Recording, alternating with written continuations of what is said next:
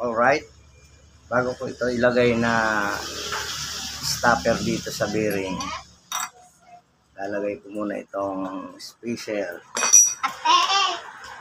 ito dito sa bearing cap. Kasi pag wala itong spacer, ang tendency nito ay aatras abante. Yan.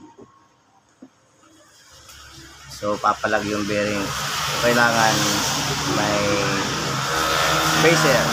So ilalagay muna natin ito, kasi pag nahuli ito, hindi na ito mailagay pag meron ng bracket.